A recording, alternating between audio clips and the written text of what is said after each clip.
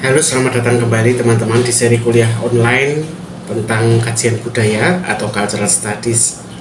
Nah, hari ini kita akan membahas mengenai gender dan budaya. Dua hal yang memang seringkali kita anggap sebagai sesuatu yang alamiah, padahal sebenarnya keduanya ini sangat dipengaruhi oleh lingkungan sosial kita, di mana di situ ada konstruksi.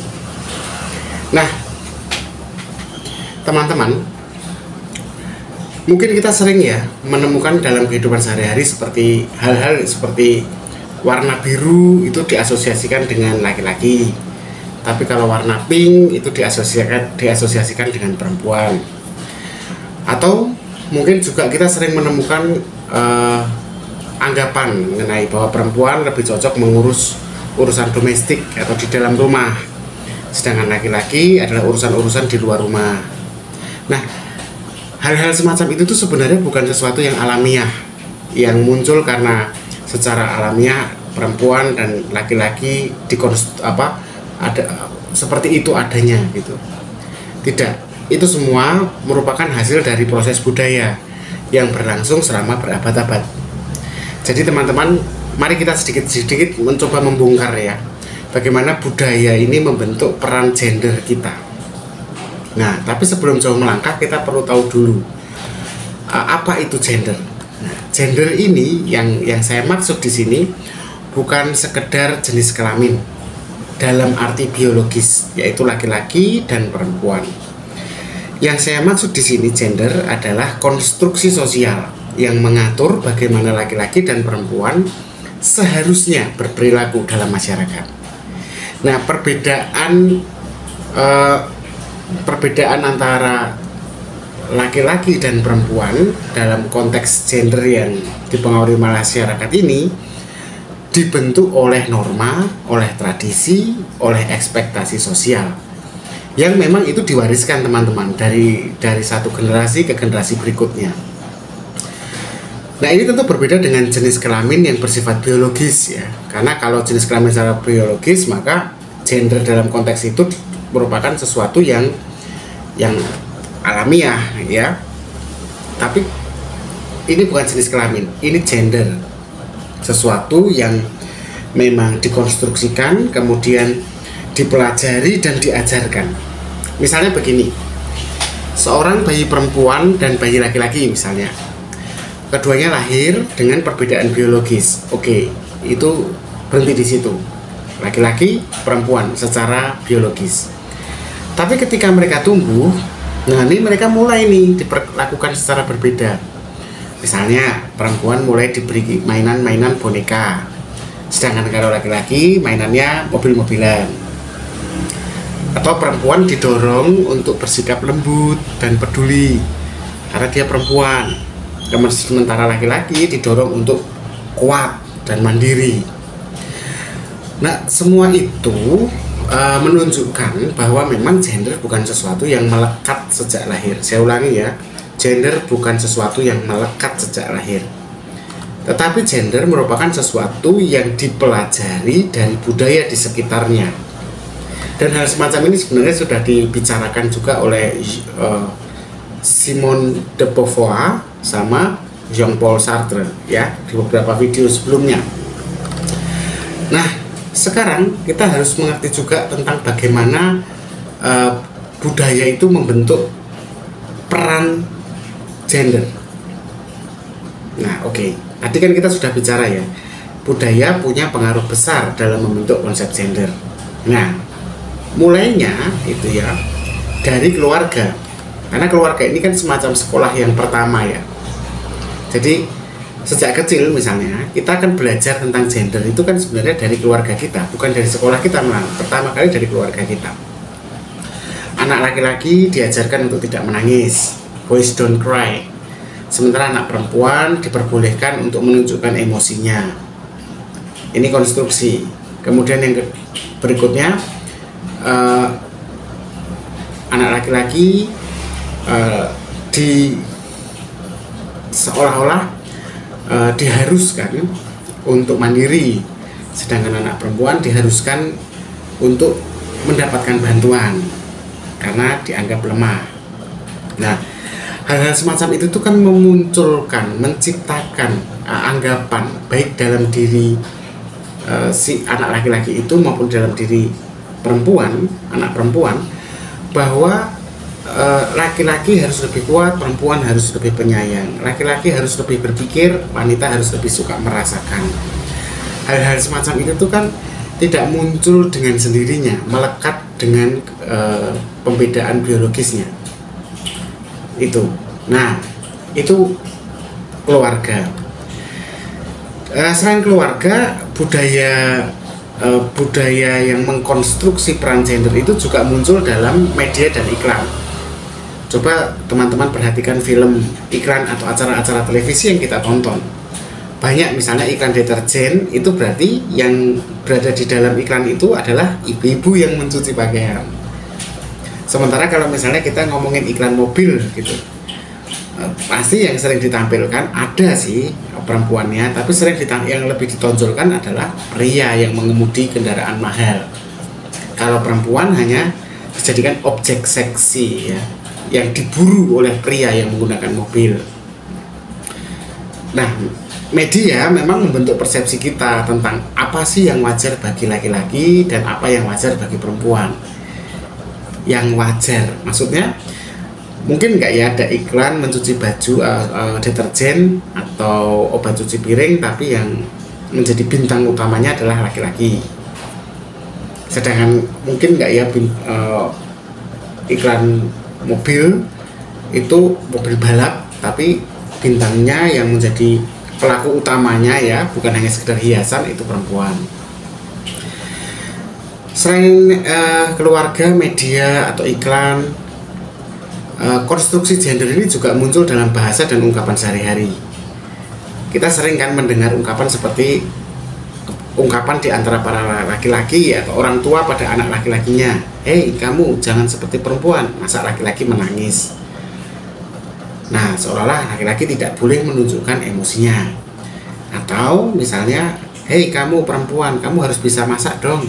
Nah, ini frase atau kalimat-kalimat semacam ini yang kemudian mendorong kuatnya stereotip gender dalam budaya kita. Itu bukan sekedar ungkapan biasa loh, itu konstruksi, bagian dari bagaimana budaya mengkonstruksi individu sesuai dengan gendernya. Nah, selain itu ada juga norma dan semacam tatanan moral ya. Khusus juga dalam hal ini adalah profesi atau pekerjaan.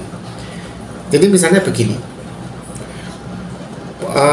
perempuan lebih banyak bekerja di bidang keperawatan atau di bidang pengajaran, menjadi guru. Sementara laki-laki lebih banyak bekerja di bidang teknik ya, atau dalam bidang-bidang kepemimpinan.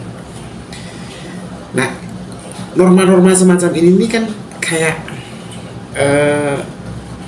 disengaja ada untuk mengkonstruksi pembedaan peran tuh. Jadi ini bukan karena masalahnya bahwa laki-laki itu tidak cocok untuk menjadi seorang perawat atau seorang pengajar atau guru, karena banyak juga tuh contohnya laki-laki menjadi perawat hebat juga gitu. Atau misalnya perempuan dianggap tidak cocok bekerja di bengkel mobil atau teknik, karena banyak juga perempuan yang hebat dalam bidang itu. Tetapi memang normanya itu mengedepankan pembedaan peran sesuai ekspektasi budaya yang memang sudah sejak lama ada. Wanita di bidang yang halus-halus, pekerjaan yang halus, laki-laki pekerjaan-pekerjaan yang dianggap kasar atau kepemimpinan, maskulinitas. Nah, jika kita melihat ke belakang, konsep gender memang selalu berubah teman-teman dari waktu ke waktu. Kalau kita lihat di masyarakat kuno ya, perempuan memiliki peran politik dan ekonomi yang jauh lebih kuat. Makanya nggak heran kalau misalnya di Mesir kuno kita bisa lihat Cleopatra, perempuan pun bisa menjadi seorang Firaun, punya hak atas kepemilikan tanah juga gitu. Tapi kemudian dalam perkembangan selanjutnya muncul budaya yang lebih patriarkal. Patriarkal ini adalah budaya yang lebih memberi keuntungan bagi kaum laki-laki. Peran perempuan kemudian dibatasi, seringkali bahkan dikebelakangkan gitu ya. Nah, namun dalam perkembangan berikutnya, utamanya di masa modern, itu mulai banyak perempuan yang menyadari ketimpangan ini, sehingga negara atau masyarakat mulai mengubah norma gender.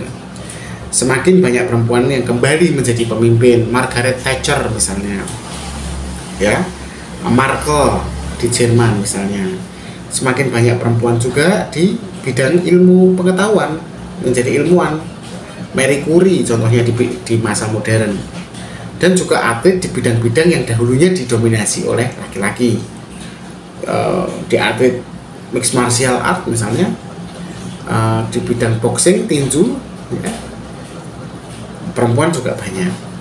Begitu pula laki-laki yang mulai mengambil peran hari-hari ini dalam mengurus rumah tangga dan membesarkan anak. Jadi kita kan juga sudah mulai melihat nih konsep-konsep keluarga modern, di mana laki-lakinya di rumah mengurus keluarga dan domestik, perempuannya justru yang bekerja di luar rumah. Ini sebuah perkembangan yang baik sebenarnya. Nah, dari situ kan kita mulai paham ya bahwa gender bukan sesuatu yang tetap. Dilihat dari sejarah saja gender bisa berubah-ubah kan, sehingga dia tidak bersifat alamiah, tapi selalu berubah sesuai dengan perkembangan masyarakat dan budayanya. Nah, meskipun memang sudah banyak perubahan, kita masih tetap menghadapi banyak tantangan teman-teman dalam isu gender gitu. Misalnya tentang ketimpangan gender dalam dunia kerja. Kalau teman-teman perhatikan, perempuan lebih sering dibayar rendah ya, lebih rendah dibandingkan laki-laki untuk pekerjaan yang sama. Karena anggapannya bahwa laki-laki dianggap bekerja lebih tahan lama, padahal ya enggak. Pada faktanya perempuan kadang-kadang justru lebih sabar dan tahan lama dalam bekerja. Pada sisi yang lain, laki-laki seringkali mengalami tekanan seolah-olah hanya dia yang harus mencari nafkah bagi keluarganya.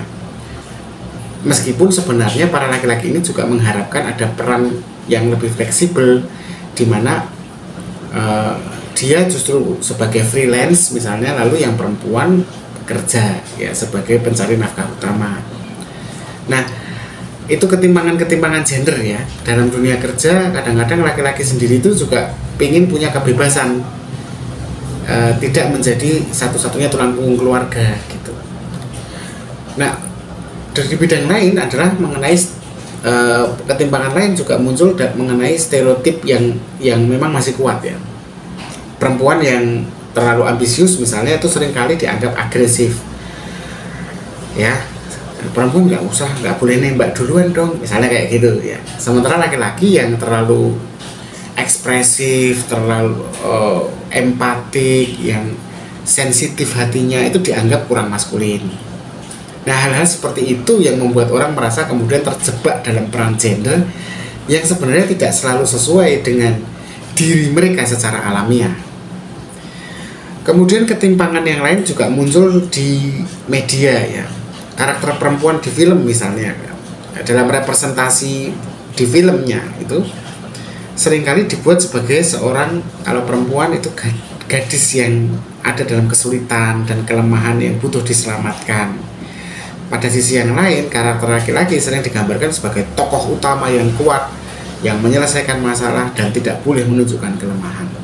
Nah, semua itu menunjukkan bahwa budaya masih ya, sampai hari ini budaya itu masih punya peran besar dalam menentukan bagaimana kita melihat gender dan bagaimana kita diperlakukan berdasarkan gender kita. Jadi jelas sudah, gender bukan hanya tentang sesuatu yang alamiah laki-laki dan perempuan, tetapi juga tentang bagaimana semua itu dikonstruksi oleh budaya, peran-peran kita dalam masyarakat. Nah, saya pikir cukup sekian pembahasan kita tentang gender.